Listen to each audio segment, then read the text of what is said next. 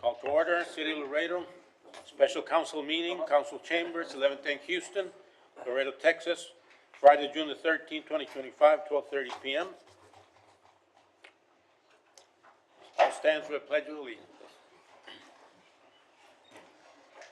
Pledge allegiance to the flag of the United States of America and to the republic for which it stands, one nation, under God, indivisible, with liberty and justice for all. Moment of silence, please. We pray for the grandmother of one of the councilwomen, Alisa Cigarroa. Grandfather, Alisa Cigarroa, grandfather. Moment of silence, please.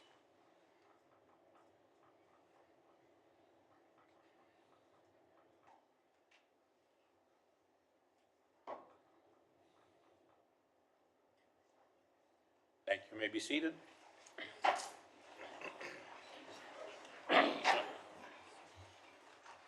Mr. Secretary, roll call, please. Yes, Mayor. Honorable Mayor Dr. Victor D. Trevino. Present. Honorable Council Member District 1 Gilbert Gonzalez. Honorable Council Member District 2 Ricardo Rangel Jr. Honorable Council Member District 3 Melissa Cigarroa. Present. Honorable Council Member District 4 Ricardo Rick Garza. Present. Honorable Council Member District 5 Ruben Gutierrez Jr. Present. Honorable Council Member District 6 Dr. Tyler King. Here. Honorable Mayor Pro Tem and Council Member District 7 Vanessa Perez. Here. Honorable Council Member District 8 Alisa Cigarroa. Mayor, you have a quorum. All right, thank you. Mayor, motion to excuse council members that are not present. Motion second, all in favor? Aye. Motion passes. We will go with, how many citizens' comments do we have?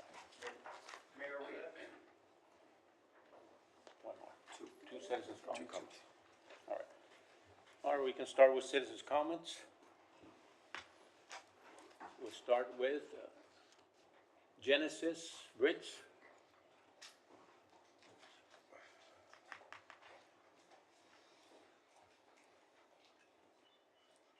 Good afternoon.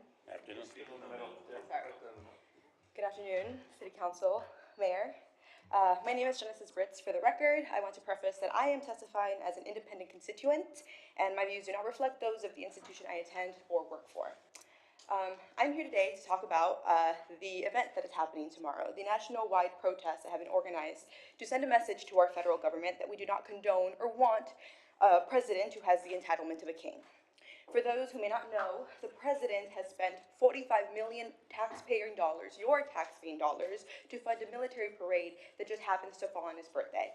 Laredoans, as the rest of the country, has a right to be angry, and per the Constitution, has a right to protest free from unnecessary intervention. Now, I have read every single one of your statements on the ongoing ICE raids that are happening all over our country and have hit our community.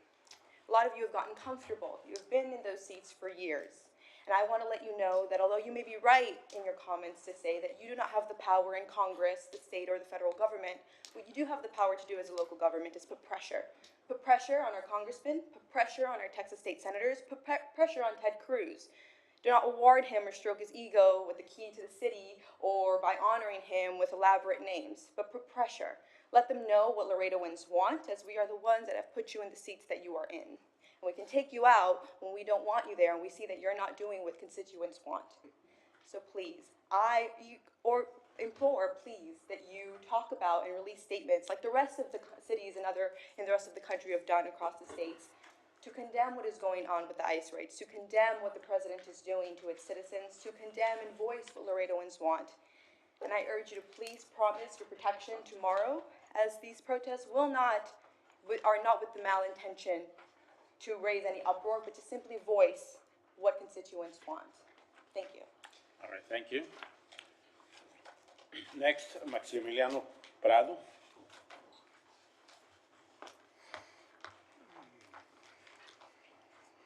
Is it right? Yes, right. Yes. Perfect. Good afternoon, Mayor and council members. My name is Max Prado. I am here today representing myself. I am a first-generation American and the first U.S. citizen in my family. I grew up with an immigrant mentality that if I study hard, work hard, and go to college, I could live a good and peaceful life in this country. Everything I've done in my 22 years of life, I have done with this in mind. I graduated early from college, I earned my master's degree, and even now I want to continue my education to pursue law school. All this to accomplish the American dream, the dream of a better future, one of stability, one of peace, and one of safety. My American dream has been shattered these past couple of months. I live in fear every day that my friends, my family, or that I will be stopped by one of the dozens of law enforcement agencies in the area. That because of the way that I look, or the accent that I speak with, that my citizen status will be questioned. While I should be protected because I am a citizen, I feel the need to carry the proof of citizenship anywhere I go, in case I get detained. So my pain is irrational fear, but it has happened in Texas and around the country. I've had nightmares of immigration raids happening in my community, and that I will not be able to do anything about it. These nightmares became reality this week with the massive ICE raids that happened over a city in which I thought I was safe in. I'm not the only one living in the fear. Just last night, the topic of immigration came up with talking to family friends. They each had this fear in one way or another. Or they were to be targeted because they can't speak English, because they look different from other Laredoans, or just because they had an accent. There was a conversation between U.S. citizens, residents, that they had this fear despite being traditionally protected. While I understand this immigration is a federal issue, there is more that this city can do to help our vulnerable and marginalized communities. To start, the city should stop cooperating with Operation Lone Star, an operation that only serves to over-police our vulnerable communities and charge them with bogus charges such as trespassing and criminal mischief in order to, in the state's attempt to enforce immigration laws. We also need to stop feeding into the national narrative of being a dangerous border town. While not all of our goals is to uplift Laredo, signing immigrant-related emergency declarations when they're not needed, and justifying irrational fears of non-citizen voting in our elections, among other things, are not helping establish trust with our immigrant community that make up 30% of Laredo's population, nor does it help paint Laredo in a positive manner. Time is up for big promises to keep Laredo marginalized communities safe, and it's time to act, because y'all have a lot more power to act and protect our communities. So I really urge y'all to do something. Thank you. Thank you. All right, we'll proceed with communications. Presentation by Mayor Dr. Victor Trevino, providing general comments on city matters, upcoming initiatives, and other relevant updates for the city council and the public. Mayor, before we continue, may the record just reflect that Councilmember Rangel is also here joining us. As noted. Thank you. First of all, good afternoon, everyone. Thank you for being here today. Before we move into our agenda item, some quick announcements. There will be a TxDOT community meeting on June 17th at the Barbara Faskin Recreational Center from 6 p.m. to 8 p.m. Some of the announcements are going to be groundbreaking for our community, which has long been stressed by the challenges of commercial traffic along the World Trade Bridge and the Mines Road corridors.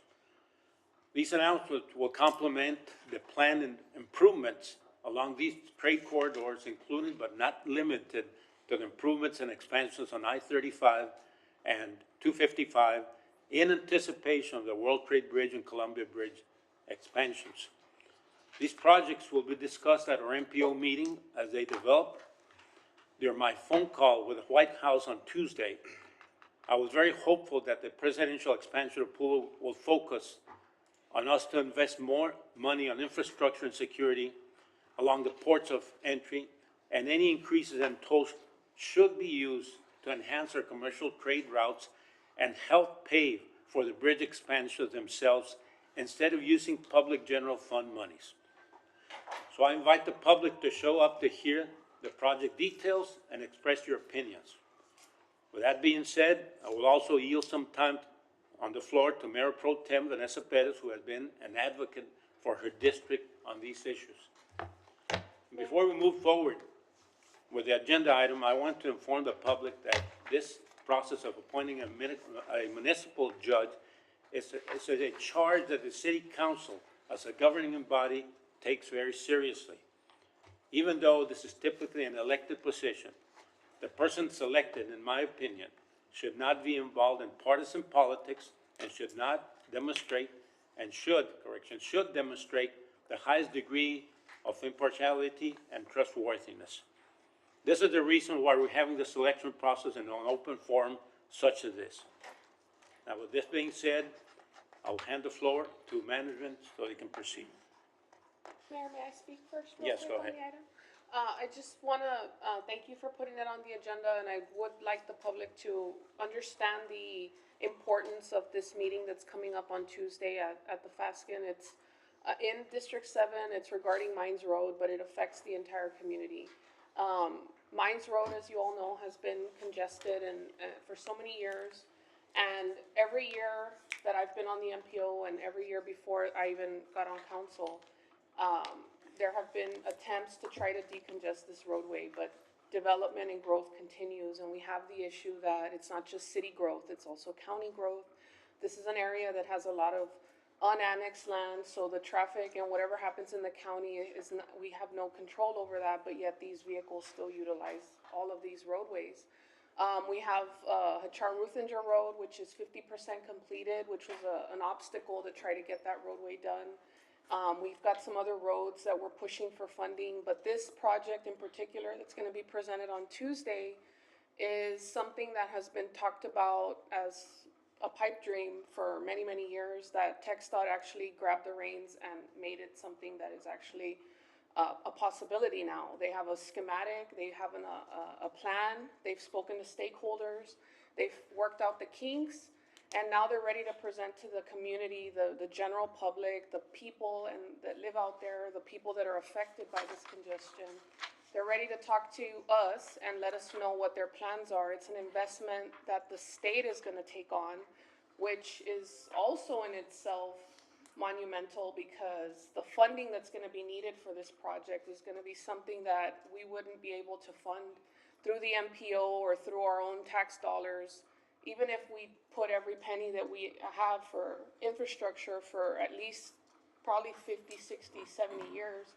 And it's just, there's no way we would be able to do it alone. And the fact that the state is taking the initiative on this and taking the responsibility, working with us on this project, the fact that they put in all this work and energy into this roadway, I think that the best thing for us to do to support this project, or to show us strong support for this project, is to show up on Tuesday. It's at 6 o'clock, you just have to show up, you can see the schematics of what the project is and how important it is to our community. It's in between the two trade bridges. If you work out there, if you have business out there, if you are looking to help with the problem, you can be part of the solution by showing up on Tuesday. Thank you, Mayor. Thank you. All right, now we'll have management proceed. Honorable Mayor, members of the council, Steve Lundin. For the record, at our last council meeting, council gave management direction to speak to both candidates to find out if they're available by October 1st, in the event that council desires to make an appointment, and also to ask them a couple of other questions. Mr. Neb assigned me the task, and I spoke to both candidates over the phone, and both candidates are qualified to serve as municipal court judge. Both candidates understand the responsibility of the position. Both candidates understand that they cannot practice private practice during the time that they're serving. And both candidates understand the salary that is set by ordinance of $150,000 a year. So both candidates have been advised. I invited them here to the special call meeting in the event that the mayor and council wanted to interview them. The interview questions that I asked them are in your packet, and then there's additional questions in your packet that you could choose from in the event that you want to interview both candidates. Both candidates are here in the audience, and I spoke to both of them, letting them know that out of respect for each other, if you choose to interview them, the one that's not being interviewed will be outside of chambers to not be able to hear the answers of the other, and then as they swap to the next one, the other one leaves. So only the candidate will be in the room during the process. So if that's my report to council, I stand by for any questions. Mayor, if I may, Yes, go ahead. I'd like to call upon the first candidate for the selection, Mr. Raul Gonzalez Jr., please. All right, Mr. Gonzalez, Mr. Davila, if you don't mind. No. Thank you. Morning, Mayor. Morning, Council. Morning. Good morning, or good Afternoon. afternoon. Afternoon. Sorry about that, yes, sir. Afternoon, all right. Mr. Gonzalez, pleasure to meet you. Thank you for being here. Really appreciate it. First of all, you'd like to tell us a little bit about yourself, your background, family history, whatever you'd like to tell us about yourself, and anything else, please. Great. So my family's here from Loreto, Monterrey, Sabinas, Hidalgo, and Rio Grande Valley area. I was born here. I was born in Laredo, raised in Alabama. Went to school in Alabama, graduated from University of Alabama School of Law, got my MBA at the University of Alabama International School of Business. I practiced after law school. I had the opportunity to practice in Dallas for around 2 years. Juarez, Texas. Afterwards, I worked a little bit in Huntsville, Alabama for AM 200 law firm. And then I got called up to go work in Silicon Valley in California to go work for an AM 100 law firm. And then I decided that I wanted something different. So I came down here, I started up my own firm, and also had the opportunity, and I currently am working with the OAG, Office of Attorney General of Texas. So representing the state's interest regarding child support matters. And yes, I saw this opportunity come up. It was one of my goals when I was in law school. I don't have a lot of experience when it comes to being a judge. I did have the opportunity to intern with Judge Kugler, who is a federal judge in the state of Alabama, for a semester when I was in law school. But it was in the federal courthouse. It wasn't in a state courthouse. Outside of that, that pretty much summarizes my experience and why I'm here. It's something that I've wanted to do. I love the community. It's been great, and I want to let it keep growing. And also, I feel like I could do well. Thank you. Mayor, may I ask a question? Yes, go ahead. Mr. Gonzalez, thank you for being here and thank you for your interest in this position. Extremely important one.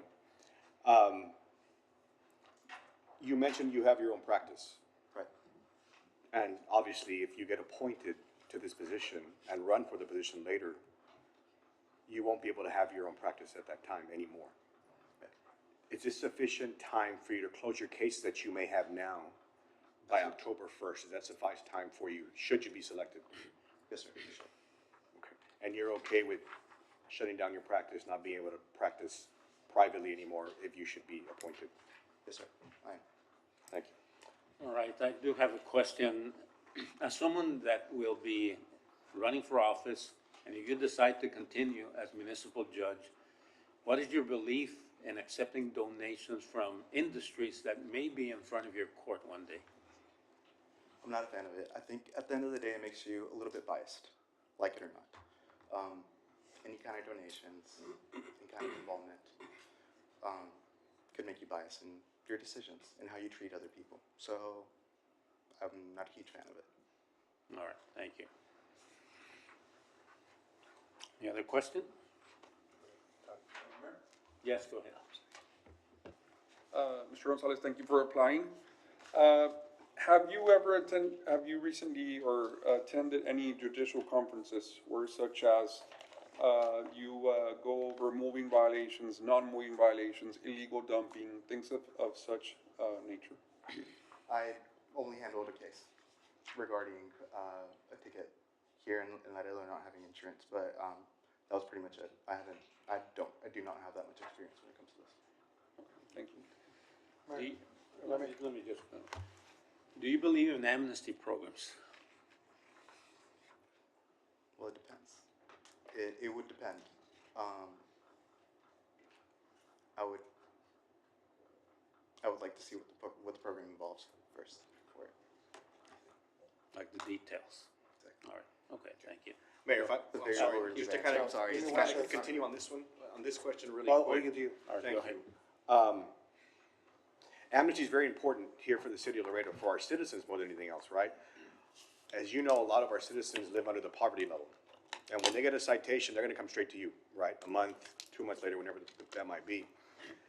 It's important to be able to work with people. So amnesty is a program that we've started years ago to be sure people can do community service, not having to pay, in other words, the court, so they don't see those fines or any of that on their criminal record, right? for being stopped, for whatever the reason may be. So I'd like a more concise answer from you, or a more precise answer from you, on how you feel about amnesty for our people more than anything else, because that's what you're gonna be serving at the end of the day, our people. And yes, they may have committed an infraction out on the street, but a lot of our people simply can't afford these fines that are being put on them.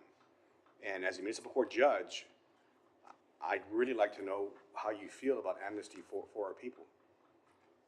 I would say that if someone's under the poverty line, number one, we would have to check that first. But if someone is living under the federal poverty line and they're not unable to pay the fine, maybe they could do it in a different way. Maybe they could provide community service. Maybe they could do something else. If you can't provide the fee, maybe you could provide a little bit of time. I think I'm a big proponent of community service. I think if someone actually donates their time, it might actually lead to that person maybe not committing the crime anymore. Because at the end of the day, they're doing something for the community. After doing something, you tend to value it a little bit more. So I think community service would be a fantastic alternative to not paying fines. Thank you, appreciate it. Thank you. Councilman, go ahead. Yes. Councilman was first? Okay, he yields to you. Go ahead. So, just to balance off of that question, how would you balance enforcement of municipal ordinances with sensitivity to community needs? So I would want to work with you guys. Actually, I think the council, you probably know the community, especially your own districts, better than anyone. I would want to work with you guys. I would want to hear what your community wants. I think as a municipal court judge, you're kind of in the middle, right? You're not too far away as a federal judge or a district court judge from the community. So district court judge is around, but not a federal judge. But I think as a municipal court judge, you're right there. You're dealing with people day to day. You're sometimes the first person, the first judge someone goes up in front. And you want to make sure that it's, most of the time, it's obviously going to be unpleasant, but at the end of the day, that it's a good interaction. And the best way to do it is by maintaining a close relationship with the council members, right? Knowing what your community, what your district wants, knowing what their thoughts are, and working with one another. Thank you. All right, go ahead, Councilman. Okay. Anybody else? Any other questions? Mayor? Yes, go ahead. I'd like to kind of hear like why you wanted this position. I know you had your opening comments, but like what is it that makes you want to take that leap to be a municipal judge from all the possibilities that you have with your career? And how would you, how do you feel that your experience that you have has prepared you to be able to handle the day-to-day operations that come with the position? Not just being a judge, but all the managing of the staff, the budget, and all those intricacies. Okay. So I think whenever I did clerk or intern with Judge Kugler in the federal courthouse, I felt like, wow, I want to do this in the future. I think this is fantastic. I like being around the courtroom. I like litigating. I like being in front of the judges. And I think being in the opposite end would be a fantastic opportunity to learn and grow.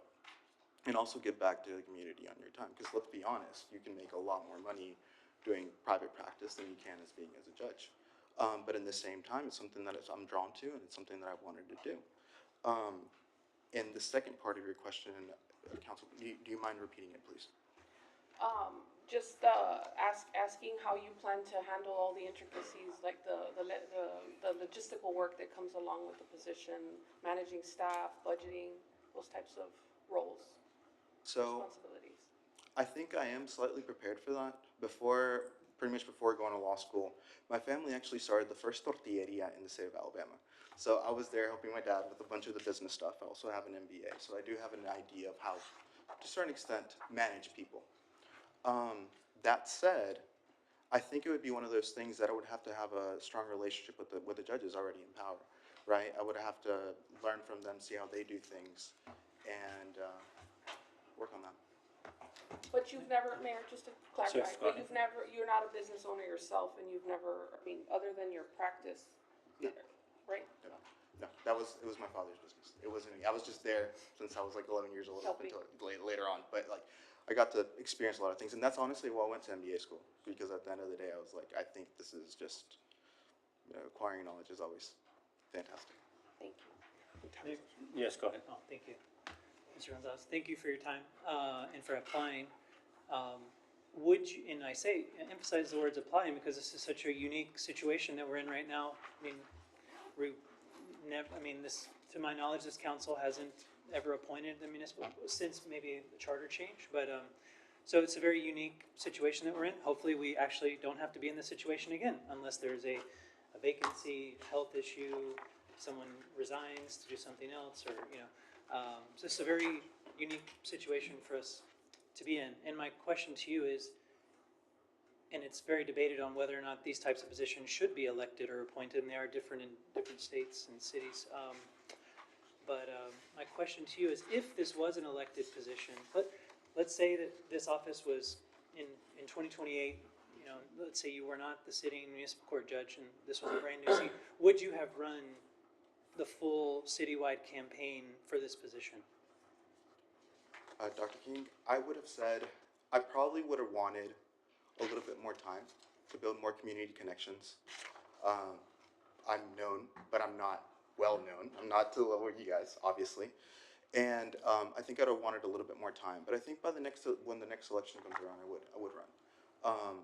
But I saw this opportunity, and I thought, like, hey, it's a great opportunity to apply. I did not expect only 2 people to apply for this position. One thing that I would tell the council is I implore you guys, whenever you guys do, if this ever happens again, which obviously, let's hope it doesn't. Hopefully it's always an elected position, but for it to be easier to apply. I don't think a lot of, attorneys that do have their own private practice, I don't think they would apply for this position, but at the same time, it's one of those things, having to go in person, deliver your resume and everything. I think it might have stopped people from applying. And, but at the end of the day, when it comes down to it, I mean, every single one of you guys represents your district. You represent your people. So you guys making a decision at the end of the day sits well with me. I think it's fantastic that in order to run, I didn't have to spend a bunch of money in running a campaign. That's great. But at the end of the day, I took this opportunity. That again, if I do get this role, I would probably run again in, I guess, 3 years' time. And if I don't get this role, there's still an opportunity to run again. It just depends where life takes me, and if I'm not in federal court somewhere else. Yeah. Thank you so much, And, Mr. Gonzalez. and I forgive you for going to the University of Alabama, so. There you go. Thank you. Yes, sir. Any other questions? Thank you, Mr. Gonzalez. May I be excused? All right, thank you very much. Thank you. You'll have a great day. Mayor, if we may call in Mr. Davila, please. Go ahead.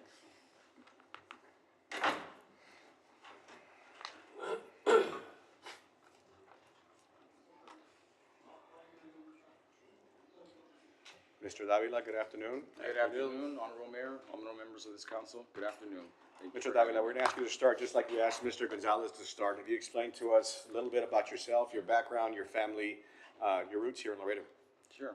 So I am 36 years old. I'm born and raised here in Laredo, Texas. Happily married to my wife, Christian Newton. We have 2 wonderful, beautiful kids, Juanito and Emma, 7 and 10 years old. I was in high school here at Alexander.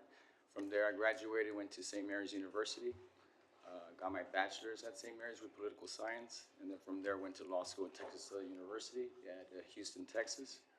Received my jurisprudence there, and then after receiving my certification to practice law, I went to the district attorney's office with Mr. Alanis, where I started off at the misdemeanor unit, and then gradually made my way to the felony unit, trying cases in both levels. And then after that, I had a great opportunity to go to the Laredo Municipal Court, and I was with Mr. Alanis for about 6 years, 5 years, I apologize, 5 years, and I've been now an associate judge at the Laredo Municipal Court for 6 years. And in the municipal court, we handle, as the associate judge, we handle all cases that come through there, meaning the city ordinance dockets, warrant dockets, and I've been serving my community since I graduated, or since I received my certificate, and I've been a public servant since then, and I'm very passionate about what I do, and I enjoy helping the people. Thank you. All right, would you believe in an amnesty program? Absolutely. Amnesty programs are very important to our citizens. It's a program where you potentially have some old cases that have been in collections, and they've been trying to get their license, and they seek help from the court. And so we have that. We've been having that for several years now, And it's a great opportunity for those that need help from the court. And I'm very, I do stand by it. I'm very proud of that program. And in regards to the statutes, would you interpret them strictly or would you be flexible? The statutes, they're by law, we have to follow the law. I cannot deviate by the statute of law. It's my job to be impartial and to follow the law. All right, Mayor, go ahead. Mr. Davila, thank you for your introduction. And thank you for applying for the position. It really means a lot to us. Thank you for the opportunity. Thank you. First question, do you own your own practice now? I do. I failed to mention that. I have a practice. I've been practicing for 6 years. As soon as I left the DA's office, that's when I filed for the Secretary of State to open my PLLC, and I currently still have that practice open. Your position now as an associate judge allows you to have this private practice on the side. That is correct. Although, if you should be appointed to this position, you'd have to close that down, or you wouldn't be able to practice anymore privately. And we're looking at a date of October 1st of this year for you to start. Is that enough time for you to close out your cases or have your clients seek other attorneys? Absolutely, that's more than enough time. If appointed in this position, it will be my initiative to immediately start as soon as possible. And I already have some attorneys in line that are willing to help me with that process. And so I know it's important to make sure that we have a judge ready to go, and that's what I'm going to be ready. As an associate judge now, do you happen to oversee any staff members right now? Because if you were to be appointed, you're going to need to be a little more in hand or on hand, right? Dealing directly with employees there at the municipal court. Do you have experience as far as not only as a judge, but as leadership inside the court itself? Obviously, as an associate judge, you have some, but I mean, as far as being able to direct staff. Absolutely. Being there for 6 years, I'm there every morning. And so I work every day with the personnel, with the clerk of the court, with the chief deputy of the court, and we have an incredible team. And so to give tasks, that's not our position, that's the clerk of the court. But we work hand in hand together in order to make the court efficient and to better serve our people. Okay. And last question, I hope, I'm sorry, last question. Going back to the amnesty question, right, it's very important to me. Because our population, or some of our population, is under the poverty level. So I want to be sure that, and as a judge, you have plenty of discretion, whether people are found guilty, not guilty, paying fines, not paying fines, community service. There's several options, right, that you can put out there to the people. Are you an advocate for that, or are you strictly a type of a judge now that wants people to pay their fines? No, people need help, sir, council member. I'm a big believer in helping the people, and we have a docket that's called the indigency docket. And so if you fall below the poverty level, there is recourse based on the law to waive fines based on their indigency. So definitely, an amnesty is one way of helping them. We have other dockets that include indigency hearings. Legal aid comes every morning as well on Thursdays, and so we work hand in hand in that area. Thank you very much, appreciate it. Go ahead, Councilman. Sir, Mr. Davila, thank you so much for applying. Thank you so much for being here. Quick question, how many, you say you're an associate judge, how many cases do you see regularly of fines, traffic violations, permit citations? How many do you have an average of how many cases you see a day? A day? Well, I can tell you how the day starts in our court. In the mornings at 9 o'clock, we begin our first docket with show cause, and we send out over 100 notices, and we get about 33, 40 people in the mornings. And then at 10 o'clock, we have what's called a warrant docket, and which is the one that I always foresee that one in the mornings, mostly all the time. And we have about 25 people with warrants that come in the morning as well at 10 o'clock.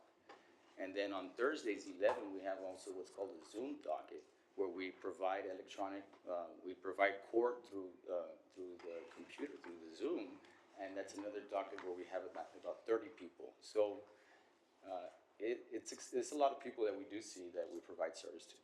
I would say maybe 50 every day, on average. And that's just the morning for me, sir.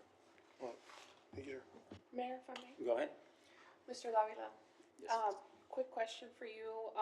I'm curious to know, you've been here for 6 years, you've been an associate judge for 6 years, you know, what brought you to that position when you first started? And as the associate judge, you're not the one that directs the entire court. So as the appointed municipal judge, what is your vision for the court, and what changes would you make, and how do you see the role of municipal judge within the Laredo community and your philosophies on, your judicial philosophies?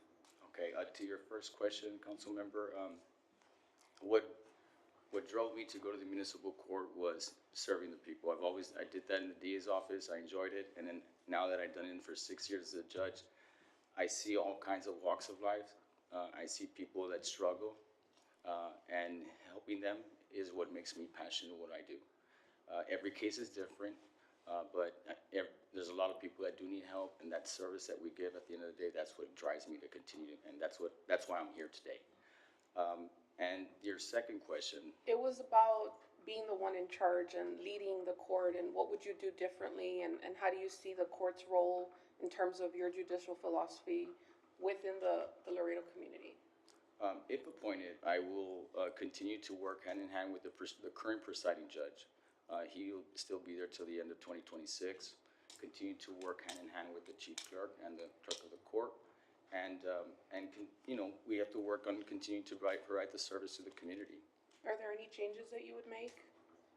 As of now, I wouldn't say that I would make any changes. I would have to have a staff meeting and see what areas that we would have to address. Thank you. Go ahead. Mr. Davila, thank you for applying.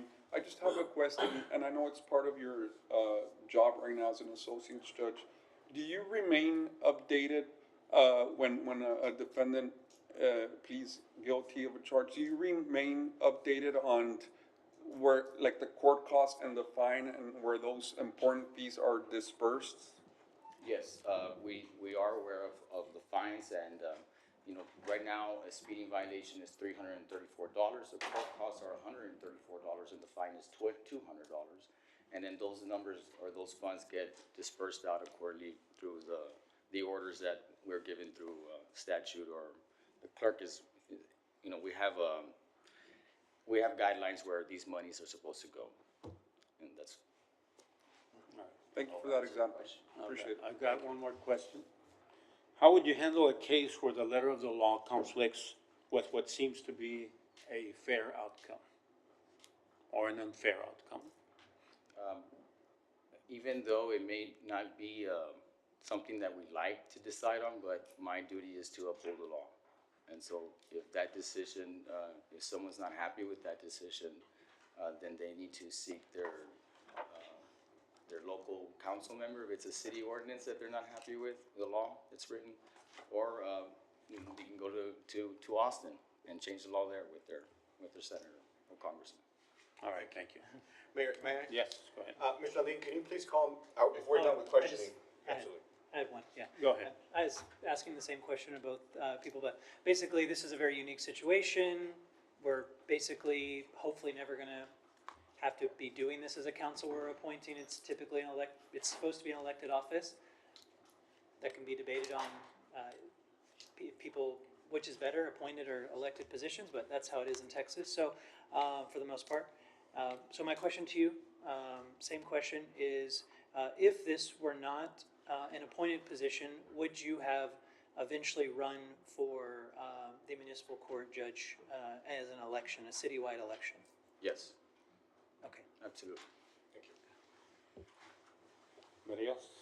And Mayor, just if I to just mention may, also, ask before Go ahead. closing, Mr. Nadeem, if you could please call in the other candidate, before we call him in, if you could just. No, the last thing is, as a judge also, I presided already over 37 bench trials. I presided over 7 jury trials.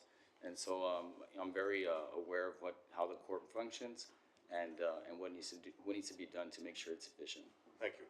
Appreciate that. I'm just going to call him in there, that way we have both of them here before we make a decision. All right. Before we make a decision, yeah. One more thing before you leave. How do you feel about donations? Donations? We don't accept donations unless,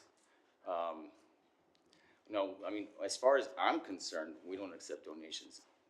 But sometimes the court, to help people out when they have community service, I've seen times where they donate school supplies in lieu of community service, but that's not to any public official. We don't accept donations. Okay, thank you. All right. Yes, if we can call him in, please. We're ready to call him. Mayor, the only reason I called him in is just, I just think it's only fair when the council makes a decision that both candidates are here, and then we can make the decision in front of them. Yeah, sure.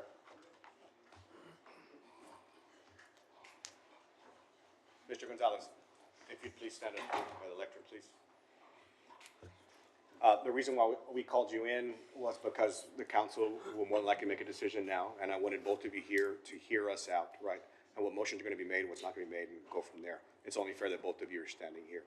So thank you both for applying, really appreciate it. Any decision that we may make here is obviously on the responses that we've had from you all and what you all have given us as far as paperwork and your background, okay? So with that said, Mayor, I'd like to motion to appoint Mr. Eduardo Davila Jr. as municipal court judge. Second. Motion second. All in favor? Aye. Opposed? Motion passed. Congratulations, Mr. Davila. Thank you very much, and congratulations. Thank you. It's an honor. Mr. Gonzalez, thank you for applying, sir, really appreciate it. Thank Yes, you. one more question. Mr. Gonzalez, thank you so much for, for applying. I hope you don't get discouraged and you encourage yourself to go run. I know it's hard. It's something that we will all go through this. Encourage yourself so you can run for further years. It takes hard work. It's, a lot of knock and talk, but hope you don't just get discouraged and thank you for everything you do for our community. Likewise, brother, you have a lot of potential. And one more thing, I think you both of you were very well qualified, and it was tough for us to decide. But thank you very much for participating, and good luck. Mayor, if I just may, Yes, Mr. Gonzalez, on the same sentiments, you did a wonderful job interviewing. Maybe just a little more experience when it comes to, and that would have helped you tremendously when it came to, right? There were some questions that we asked that just, because of his experience, right, just kind of trumped you. Sorry for that word, but, yes, sir, but that's the only reason, but you did a wonderful job, and I think your experience speaks volumes.